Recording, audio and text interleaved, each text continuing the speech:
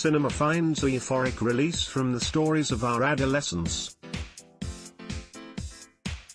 They're an outlet to spill hazy nostalgia across the screen, like spilled perfume, sweet but sharp on its arrival. Its potency drawing from its sense of familiarity.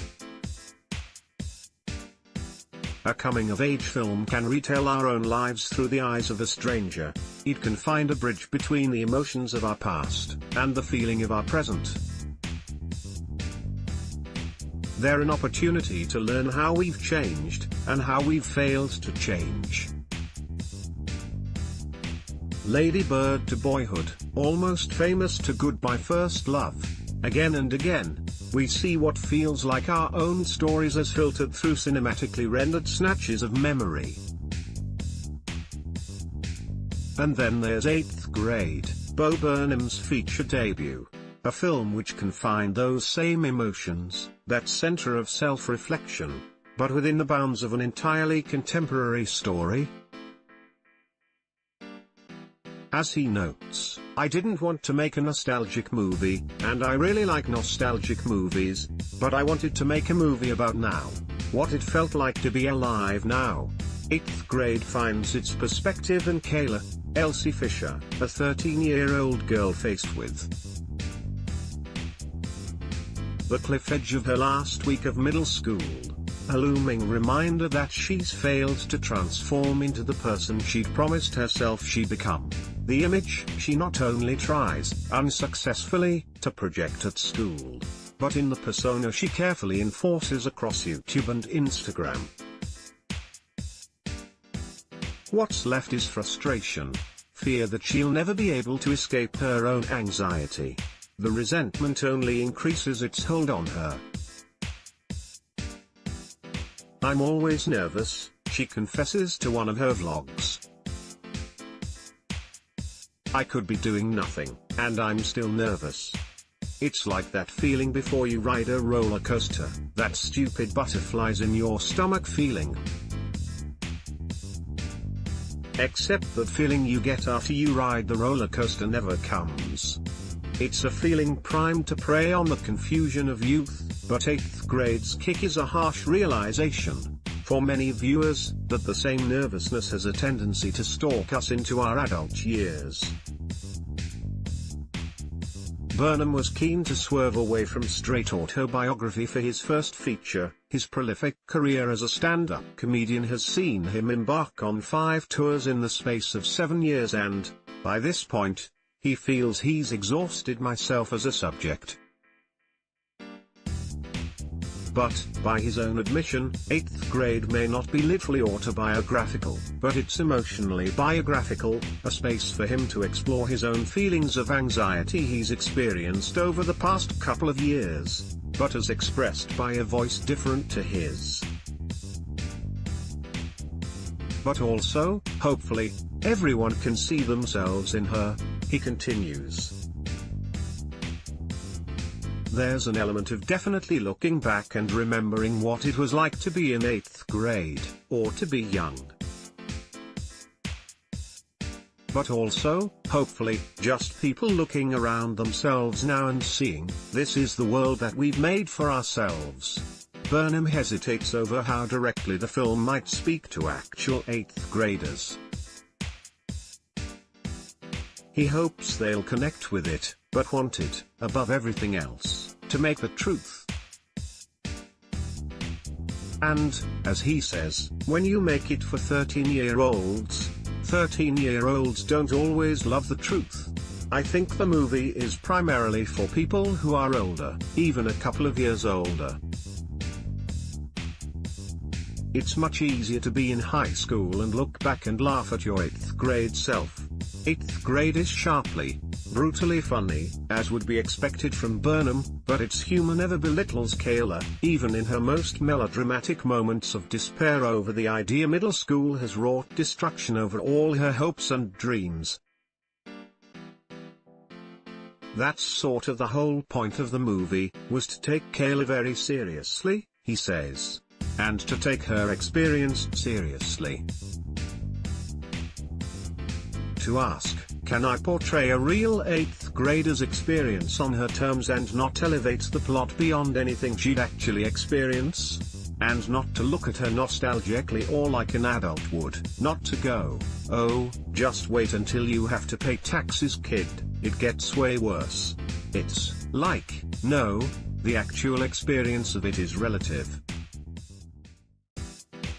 You can recognize that without falsifying it. You can find the laughter in it, without dismissing it. Of course, Burnham had a guide to authenticity in his lead, Fisher, who he notes contributed especially in the small details of Gayla's day-to-day existence. I think all the stuff in her room, a lot of the stuff she's browsing online, that's all her, he explains. She told me no one uses Facebook anymore. All the messages used to be on Facebook and she told me no one uses Facebook, so they all turned into Instagram. The clarification also made it into the film itself, uttered by an exasperated teenage girl to her mother. However, Fisher also grounds Kayla in reality in much deeper ways, as the director quickly enthuses. Her moment-to-moment experience of the entire film, all of her interior life. She really brought what can't be written in the script. Which is the things she's feeling between the words and the words she's wanting to say and can't say. That's a huge ask of a child actor or just of any actor, that the words you say in this movie are just the lies you tell to mask the truth of what's happening inside yourself. Which is where 8th grade's complex, nuanced relationship with the internet comes in. And also Burnham's own relationship with the vast, all-consuming landscape. His career was essentially jump-started at the age of 16 by YouTube, where he'd post videos of comedy songs recorded while sat at the keyboard in his bedroom. His work went viral. From there came the 4-year record deal with Comedy Central Records, the deal with Netflix to stream 2 of his comedy specials, and here now to 8th grade. It was definitely my intimacy with it that made it mean something to me, he stresses. And the internet does mean something to me. I interact with the internet mostly personally now, not professionally.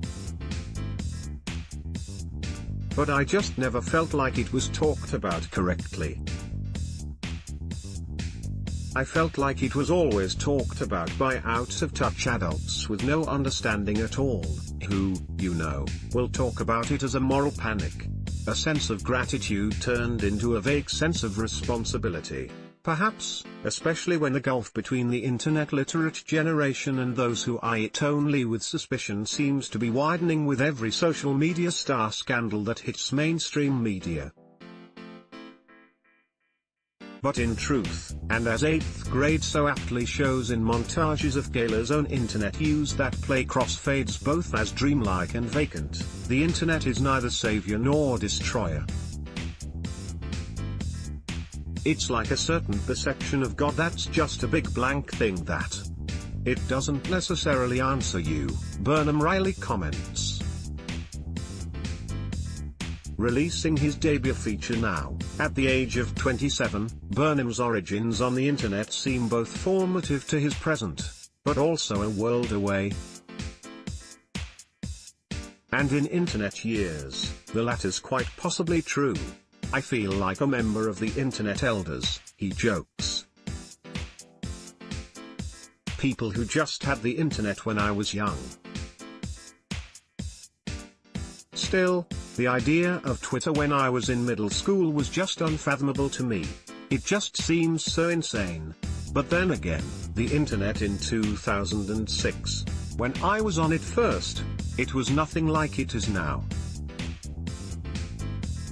It asked much less of you.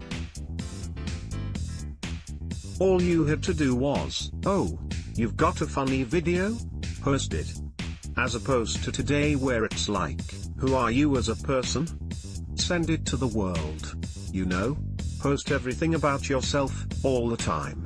which is where 8th grade finds its remarkable balance between burrowing deep into universal anxieties about self-image, self-conception, and self-presentation, while also making a direct statement about how those things have morphed in an age where the self is more malleable than ever, but also at the greatest risk of alienation.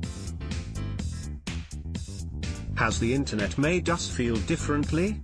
It's the same emotion processed different, Burnham's reply is. But that process is very different.